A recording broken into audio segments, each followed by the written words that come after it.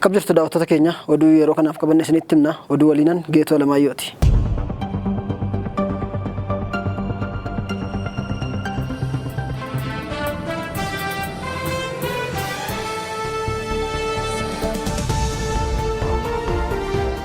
Ministeerri daldalaa walitti hidhamiinsa godinaalee warra seera daldalaa cabsaniiru jedhe 900 caalan irratti kaleessa tarkaanfii adda addaa fudhachuu beeksiseera.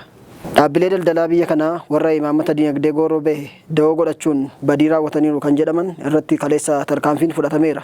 Ministeerri daldalaa fi walitti hidhamiinsa godinaalee federaalaa akka beeksisetti naannolee adda addaa keessatti daldaltoota kan hin mallee fi argachuuf jedhanii shaqaxoota irratti gatii dabalan kan argaman 884 jala dunkaanni isaanii kaleessa samsameera. Kana malee sababuma wal fakkaatuun hayyamni hojii kan dhaabbilee daldalaa 8 qabame daldaltoonni 21 ammoo hidhamaniiru. Warra shaqaxa isaanii dhoksanii argaman 5 jala dunkaanni isaanii wayita samsamu namni tokko ammoo mana hidhaa galuu dhagahameera. Guyyoota 11 dhufan keessa roobni balaa lolaa fi sigigga lafaa qaqqabsiisu roobuu danda'a jedha jaarmiyaan lagaa haala qilleensaa Itoophiyaa. Guyyoota ittaananii dhufan 11 keessatti bokkaa hamaa roobuuf akka jiru jaarmiyaan haala qilleensaa Itoophiyaa raagu akeekkachiiseera. Naannolee biyyattii garaagaraatti roobni guddaa balaa geessisuu danda'u irra deddeebiin waan roobuuf hawaasni of eeggannoo barbaachisu akka taasisan jedheera dhaabbatichi. Godinaalee lixa kaaba giddugaleessa kaaba lixaa fi ba'a biyyattiitti roobni hamaan waan cabbiin wal makee roobuuf jira jechuun Inistituutiin ragaa haala qilleensaa Itoophiyaa beeksiseera.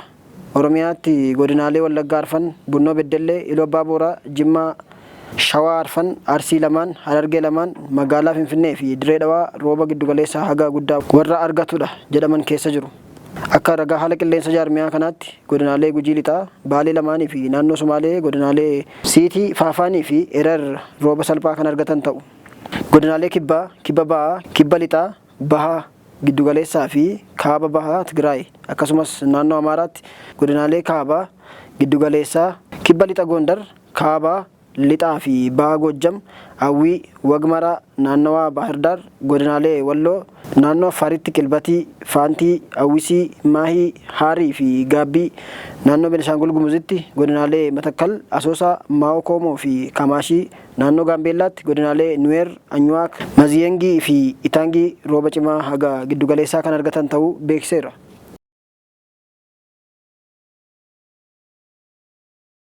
Ji'a kana qofaa keessatti hojjettoonni isaa 172 jala ajjeefamaniiru jedhe mootummoonni gamtoomanii. Itoophiyaan biyya kanaaf himatama keessa jirti. Bara 2023-24 keessa baay'inni hojjettoota mootummoota gamtoomanii ajjeefamanii akka malee dabaleera. Jaarmiyaan qindeessa dhimmoota gargaarsa namoomaa dhaabbatichaa ibsa baaseen hojjettoonni isaa kan nama gargaaruuf bobba'an haleelamaa fi ajjeefamaa jiru jechuun ibsateera. Ochaan guyyaa hojjettoota gargaarsa namoomaa addunyaa kaleessa kabajaa oolee ilaalchisee ibsa baaseen Itoophiyaa keessatti kan gargaarsa namoomaaf bobbaafaman ajjeesuun akka dhaabbatuuf irra deebi'ee gaafateera.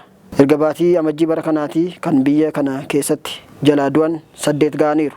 Akka addunyaatti erga baatiin amma keessa jirru hagayyii seeneetii hojjettoonni dhimma gargaarsaa irratti bobba'anii ajjeefaman 172dha. Sudaanii fi Sudaan Kibbaa keessatti sababa waraanaatiin kan du'an waggoota lamaan kana dabaleera.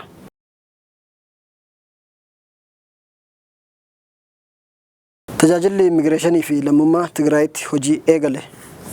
Waajjirri mootummaa kan tajaajila immigireeshinii fi lammummaa kennu hojii isaa damee Maqalee deebisee eegalsiisuu beeksiseera.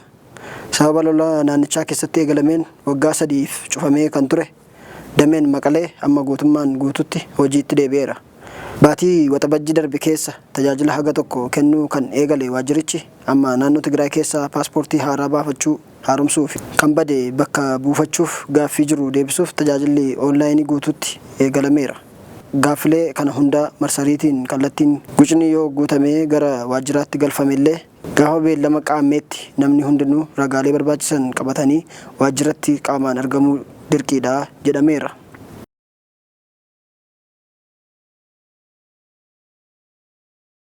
Turtiin yeroo mootummaa ce'umsaa Sudaan Kibbaa dheerachuuf akka jiru dhaga'ameera. Waxabajjii 9 Sudaan jalaa kan walabamte Sudaan Kibbaa waldhabdee siyaasaa pirezidaantii Silvaa Kiirii fi itti aanaa isaanii Riik Maachaar gidduutti ka'een waggaa 2 booda Sadaasa 15 wal fixuutti galte. Sudaan jalaa bilisoomuuf kan waliin mootummaa Omar al-Bashir irratti dhaaba tokko jalatti wal qabsaa'aa turan jarri sun lamaan booda walitti galagalanii waggootaaf namoota erga fichisiisanii booda 2020 keessa jaarsummaa meeqaan mootummaa ce'umsaa kan waloo tokko hundeessaniiru. Mootummaan tokkummaa biyyoolessa waloo tolfatan sun kan yeroof ta'ee haga filannoon haqaa taasifamutti kan turudha. Yeroon turtii mootummoota ce'umsa waloo sun kanaan dura yeroo lama dheerateera. Silaa barri turtii isaa amma fulbaanaa dhufu walakkeessa keessa xumuratee filannoon walakkeessa muddee dhufu keessa kan taasifamu ta'a ture. Biyyattiin filannoo gochuuf qophii taasifteettu akka malee bicuu waan taateef ammas waan milkaa'u akka hin fakkaanne mootummoonni gamtoomanii fi taajjabdoonni dubbataa jiru. Waan kana ta'eefuu mootummaan ce'umsaa waloo Sudaan Kibbaa kan pirezidaantii Silvaa Kiir fi itti aanaa isaanii Riek Machaariin hoogganamu marroo sadaffaaf dheerachuusaa hin oolu jedhameera. Oduu keenya ittaanuun Jaappaanitti maqasiin badee xiyyaarota 237 balali'uu dhorke. Buufata xiyyaaraa Jaappaan irratti maqasiin 2 badee xiyyaaronni 237 akka hin balaliine dhorkamanii ture. Sanbata darbee odoloota Jaappaan Hokkaido irra kan jiru buufata xiyyaaraa Niw Chiitos jedhamu irratti maqasiin 2 dukkana keessa badee ture. Maqasiin badee sun dukkana naannoo imaltoonni itti sakatta'aman irra waan tureef daandiin qilleensaa Jaappaan xiyyaaronni barari'uuf turan sagantaan akka haqamuu fi kaan immoo yeroon isaa achi akka siqu taasise. Dhaabbatichi nageenyi imaltootaa dursaa argachuu qaba jechuun sagantaa balaliinsa xiyyaarota 36 haqe kan 201 ammoo waan achi dheeresseef galateeffameera. Imaltoonni 100 lakkaa'aman duubatti deebi'anii erga sakatta'amanii haaraa taasifamee sa'a 2 booda xiyyaaronni achirraa ka'uu akka eegalan BBCtu gabaase. Maqasoonni badaniiru jedhame sun namuma dunkaanicha keessa hojjetuun akka argame bulee dilbata isaa bulchiinsi buufata xiyyaaraa odoloota Hokkaido beekseera.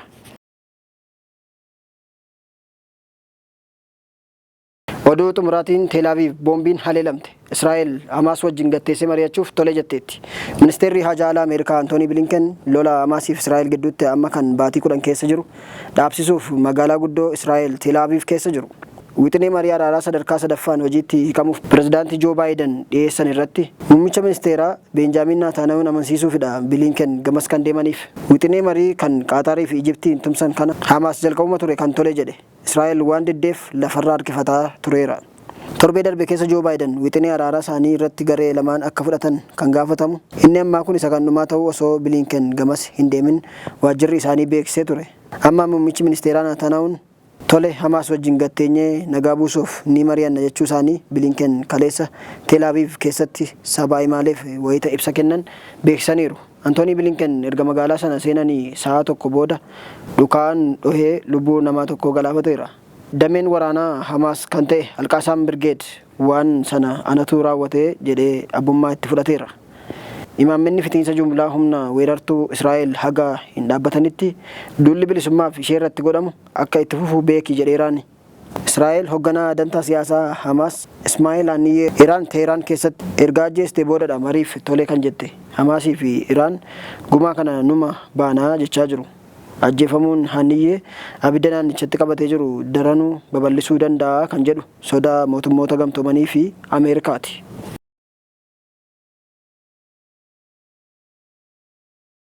Egaa daawwattoota keenya oduu yeroo kana qaban kanumaan goolabneerra nagaan nu tura.